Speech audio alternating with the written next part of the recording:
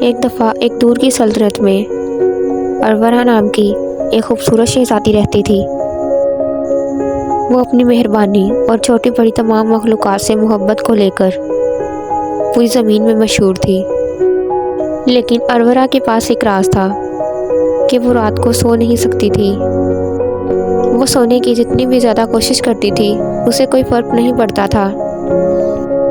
اس کی بادشاہی کے دانشمندوں اور شفا دینے والوں نے ہر ایک علاج آزمایا جس کے بارے میں وہ جانتے تھے،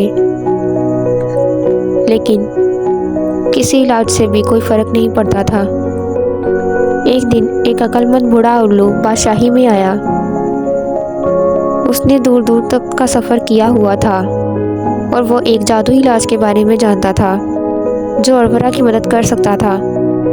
اس نے بادشاہ اور ملکہ کو ایک خاص پھول کے بارے میں بتایا جو ہر 100 سال میں صرف ایک بار کھلتا ہے، جسے ڈریم پھول کے نام سے جانا جاتا تھا۔ اس میں یہ خاصیت تھی کہ اس کی خوشبو انتہائی بے چین اور روحوں کو بھی سکون بخش سکتی تھی اور میٹھے خوابوں کو جنم دے سکتی تھی۔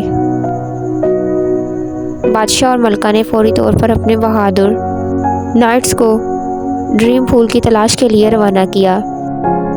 کئی دنوں کے سفر کے بعد آخر کار اسے وہ پھول مل گیا۔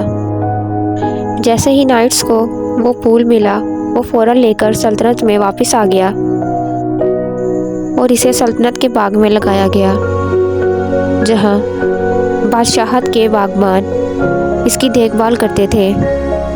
پھر جیسے ہی اس بادشاہت کے باغ میں وہ پھول کھلنا شروع ہوئے تو اس کی میٹھی خوشبو نے پورے محل کو ایک پرسکون خوشبو سے بھر دیا۔ اس رات جب ارورا اپنے بستر پر لیٹی تو اس پھول کی خوشبو شہزادی کے کمرے کی کھڑکی سے آ رہی تھی۔ شہزادی جیسے ہی اس پھول کی خوشبو سونگھ رہی تھی تو اسے بہت زیادہ آرام محسوس ہو رہا تھا۔ شہزادی نے گہرا سانس لیا تو اس کی نرم خوشبو محسوس کرتے ہوئے شہزادی کو پرسکون نیند آ گئی۔ اس رات کے بعد سے شہزادی ارورا اچھی طرح سونے لگی اور اس کے خواب خوشی اور حیرت سے بھر گئے، اور شہزادی کے ٹھیک ہونے پر بادشاہی میں خوشی منائی گئی۔